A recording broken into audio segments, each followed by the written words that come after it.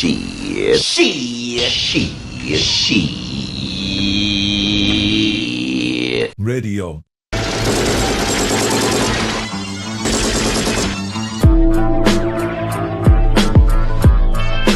Great, guys.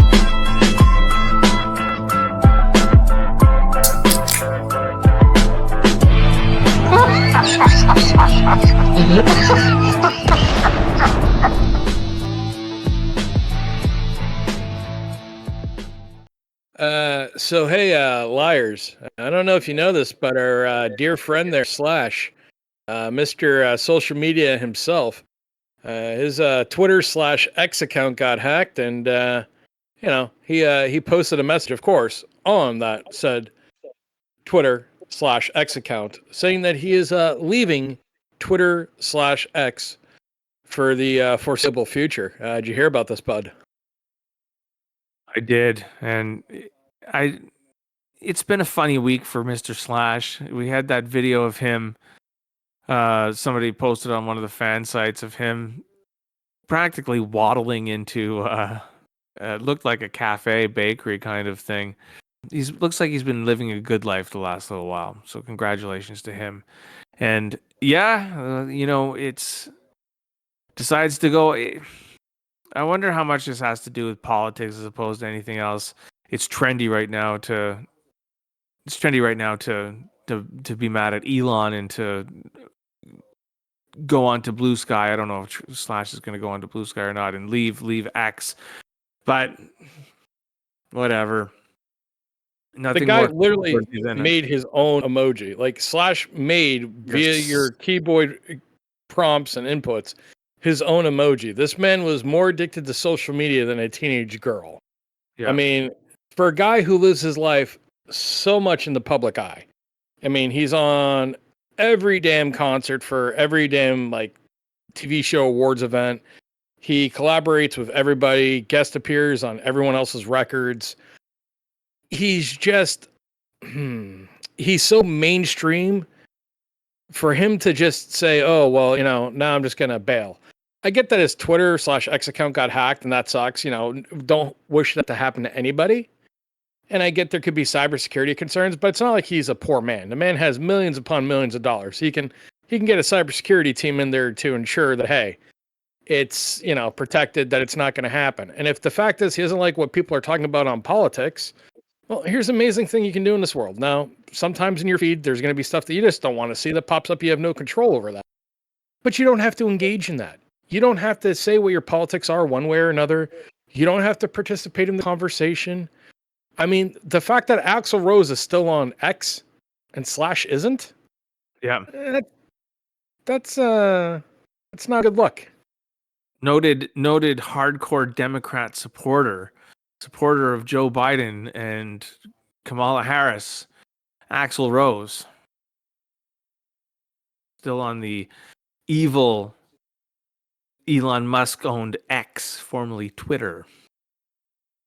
It's funny that you say that, and I get that that's a narrative out there, but I've seen a lot of research studies and peer-reviewed, that's an inside joke there, kids, that says, like, the percentage of people that, participate in X and that post on X, it's pretty much split down the middle.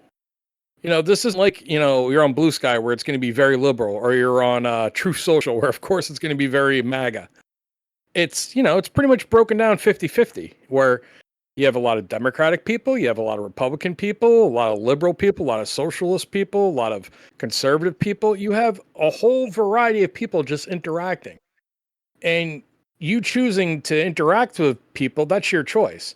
But choosing to interact with them on politics and engaging on topics that you don't feel comfortable with, well, that's also your choice. I mean, I think it's a disservice to the fans because, I mean, Slash used to post like nonstop.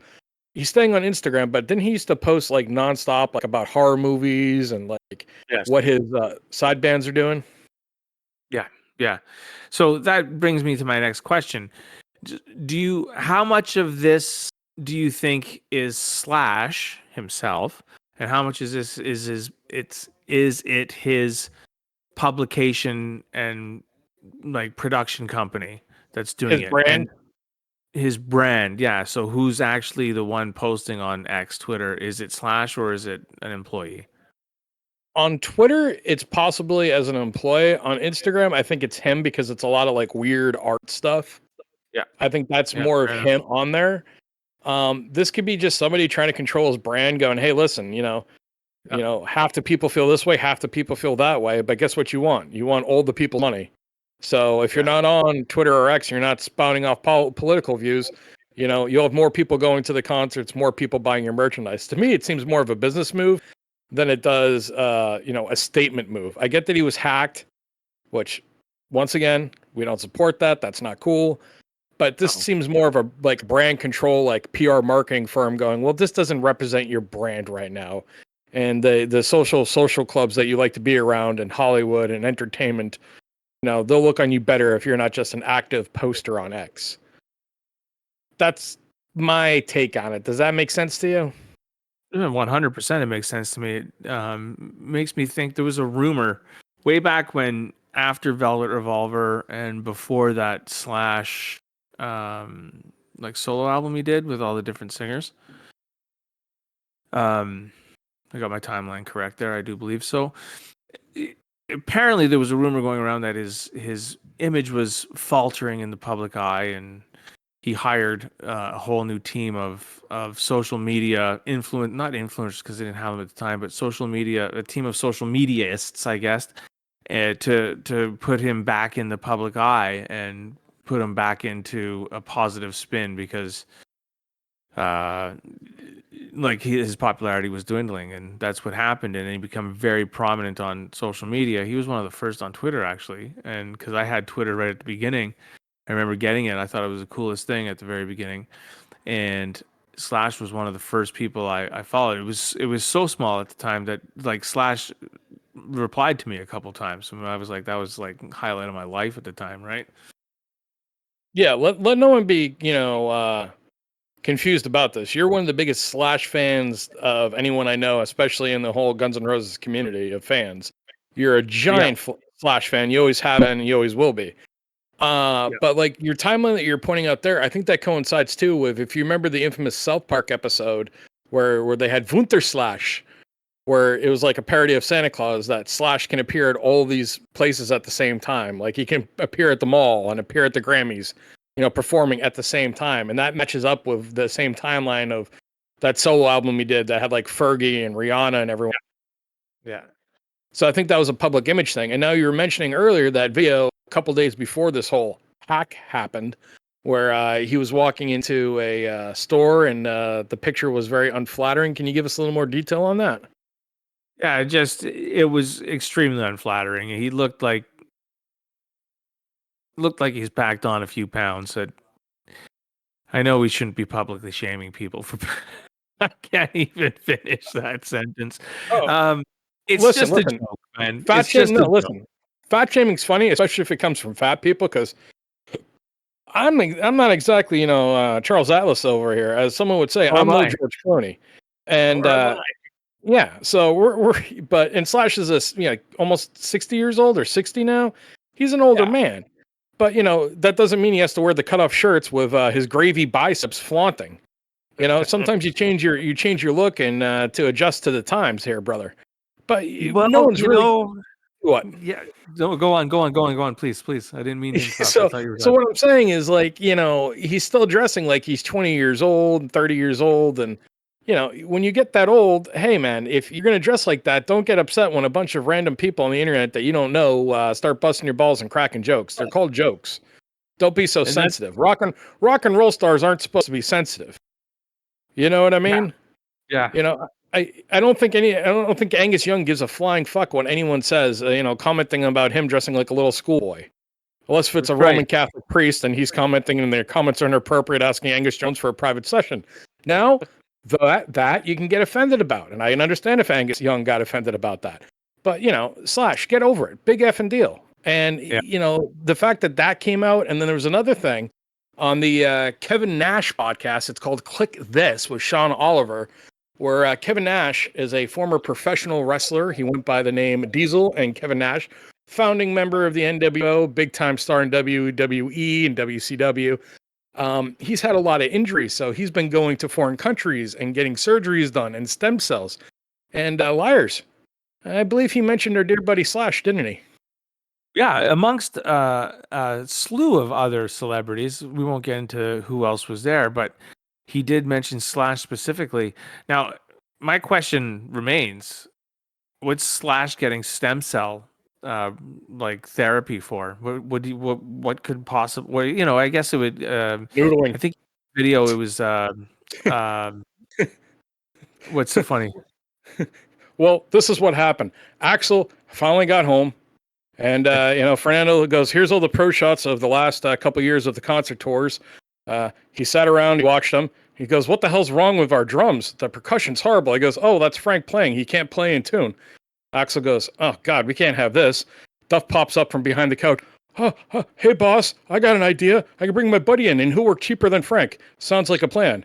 All right. He gets going a little bit more, and he gets to Slash's solos, and he's excited. You know, Slash is a great guitar player. You know, really, him and Izzy and Adler and Duff are the sound of Guns N' Roses, but Slash's solos and Axl voice is what what fans know. It's what the public knows most.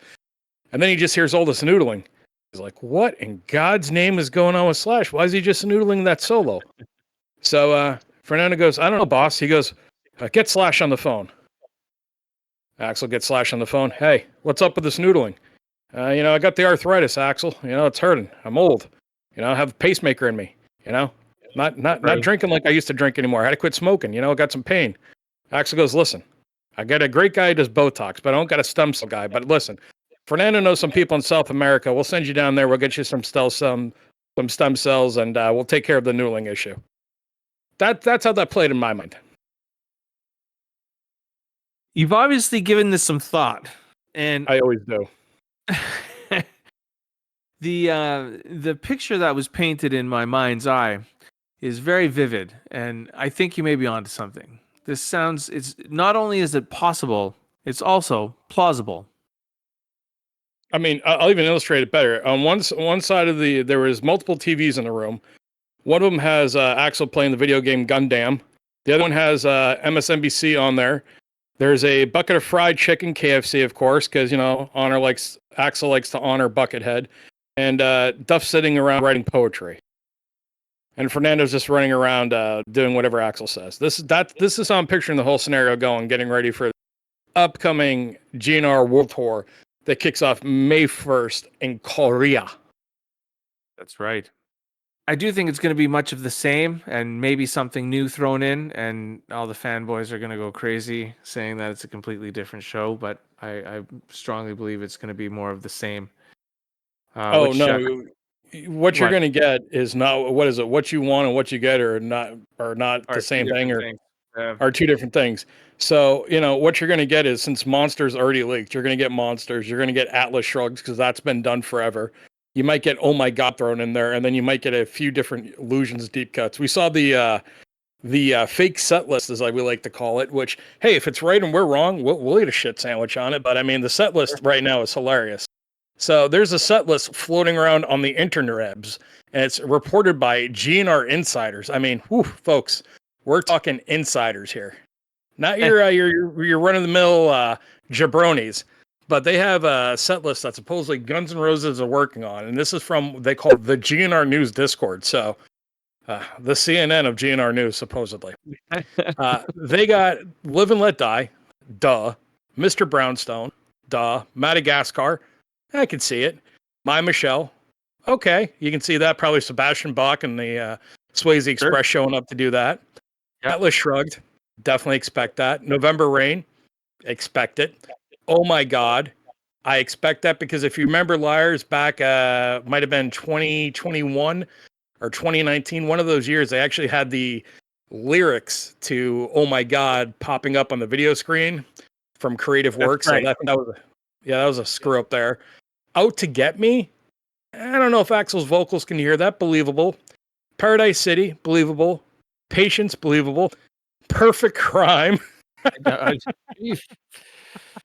That's terrific. He couldn't even do that in the 90s properly. Yeah. Listen, this man pulls off perfect crime. Tip of the cap to you, Axel. So Yeah. that's your first red herring that this list might be full of shenanigans. Yeah. Paradise City, of course. Again, pretty that's tied the up. second time. It's the second time Paradise City's on that list, by the way. If you look Well, just 1, 2, 3 above it, it's Paradise City too. So they're gonna play it twice, which is interesting. Never heard them play a song twice at a concert. Well, they're gonna have an intermission, obviously. So Oh, like the right. encore. Of course. They're gonna end the show at Paradise City the first time, no fireworks. Then they're gonna come on for the encore. The second time you're gonna get the fireworks. You know what I mean? Yeah. All right. Then we got Pretty Tied Up, which hey, is Izzy back in the band? And no one told me? Yeah. Okay, so that doesn't make much sense. We got Prostitute, which I mean, everyone's gonna be like, Brasky, you're an idiot, which yeah, sure. Prostitute, which I don't see it. I love Prostitutes. My favorite Chinese Democracy song. It's one of my favorite Guns N' Roses songs. Don't see it. Raw Power. I don't know why they'd want to play that. Rocket Queen. Well, that's a duh. Question mark. Maybe that's Monsters. Maybe that's Seven. Ooh, what's question mark? Is it Zodiac 13? Is it Dragon? I don't know what question mark is. Look forward to question mark, boys. The biggest song of the year. It's so mysterious that they don't even know what it is. Like, Axel's just listen. Axel's gonna go. Hey guys, you remember that time I played Kashmir with you back in the '80s and no one recorded it? We're fucking going for it. Yeah. So then you got So Fine, which if Duff really wants to make all the people that voted for Trump pay, he's gonna play So Fine. Sorry, of course, because Slash Axel still wants to torment Slash. I completely believe that. Yesterday's okay. Walk All Over You. Liars, what the fuck is Walk All Over You? Well, isn't that the Nancy Sinatra song? These boots made for walking. That's just what I'll do. One of these days, these boots are gonna walk all over you. Something like that. So hold on a second. It starts out, Melissa on the mic. Tubuku. Slash gets on. But this is some prime Alabama black snake. No, Tubuku. Axel gets on. Well, I'm not going. I'm going first. I'm not going after a. It kicks in. These boots are made for walking. That's what they're gonna do. All right. And then supposedly, once again, no Izzy, mind you. Okay, we don't have Izzy here, and they're gonna play Dust and Bones. So who's gonna sing Dust and Bones if there's no Izzy? Yeah, because it's a duet with Axel. Yeah. All right, so let's get to the second part of the set list because the first part's a doozy. So we got Back in Black, which I mean AC/DC's touring right now. God bless Brian Johnson and Angus Young, for going out there and still rocking. Okay, maybe Reckless Life. Okay, maybe Street of Dreams, AKA the Blues. I just don't think Axel can do it. No. And I mean, well, that's a very Mickey Mouse though sounding Axel. Oh, but when it was good, man. Like I'm talking like House of Blues, some O2 shows. When he had his like strong, clean voice, no raps, like the Blues 2002, 2001. I mean, that takes a lot of talent to do that song. I mean, maybe Melissa in the backgrounds. I just don't think like the fans are like, oh my God, they're playing the Blues. Right. All right. So we got Perhaps, obviously, The General, which, okay. It's absurd. We'll leave that there. The Attitude, because, Mr. Woke Duff McKagan, he likes to sing inside that dirty mind of yours, there's got to be a whore. Yeah. Yeah. That's a real... Isn't the next line, you better shut your mouth or... You're going to get the guitar? Something like that. Yeah. Yeah. Okay. Better. I think that's always going to be there because, he just loves singing Better. In his opera voice.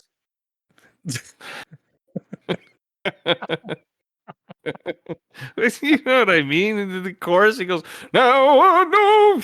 I don't know. You're better. You know, I know better. Yes. You better, dude. You better freaking photo. You better put a photo of Opperman right there. We got Benny and the Jets. Really? Like that's why I know this is a troll. Have they ever Yeah. done Benny and the Jets? Like I know they've probably done an instrumental to it, but I've never heard Axl do Benny and the Jets. You know, it would be even better if they did the Biz Markie version of Benny and the Jets. They do anything Biz Markie, it's going to be better. I mean, and I'm interested. Let me clear my throat. Ah. All right. All right. So now we got Black Hole Sun, which I mean, why? But all right. Now we got Breakdown, which this is a chance.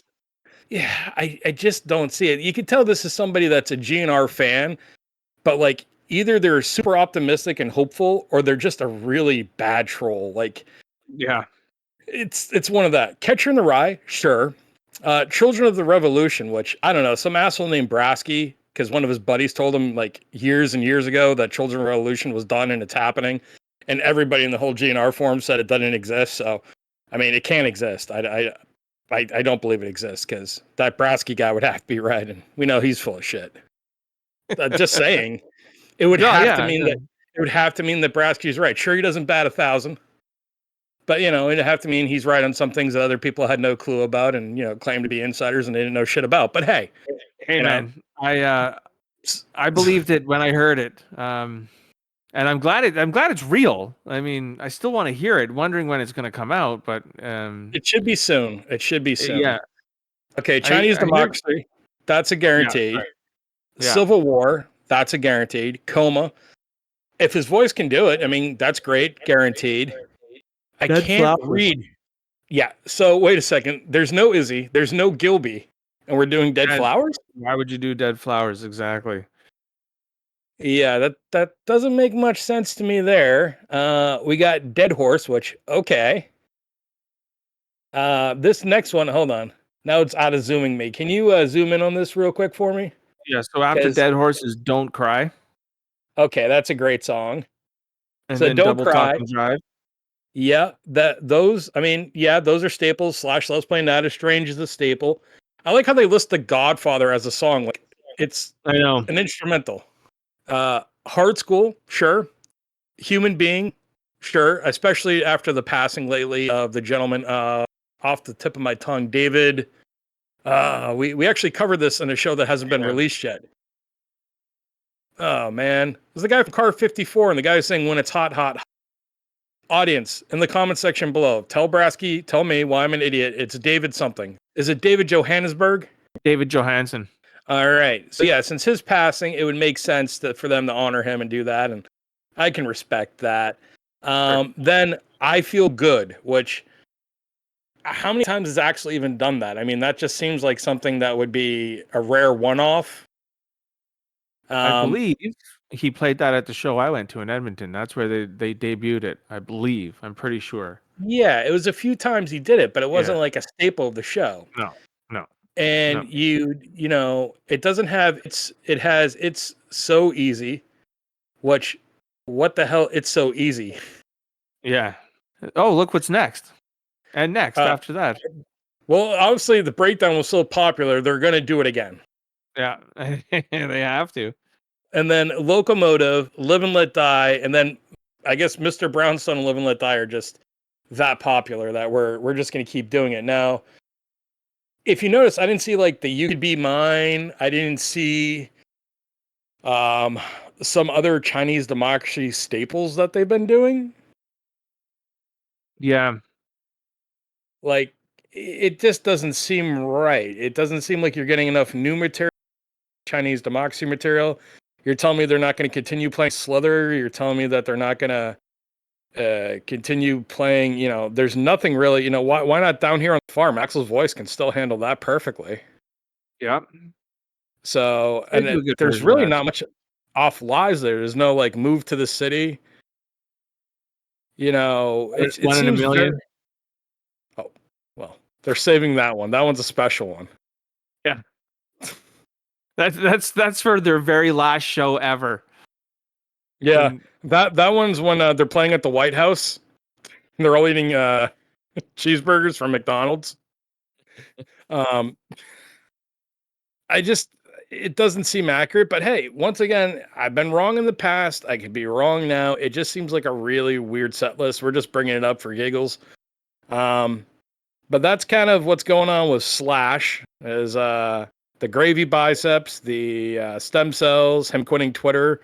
A new set list has been leaked. What else? Instead of that, this band's not giving you much. I mean, they got this whole new Jason Isaacs character, which Jason Carpenter. Sorry. No. Who's Jason Carpenter? Isaac Carpenter.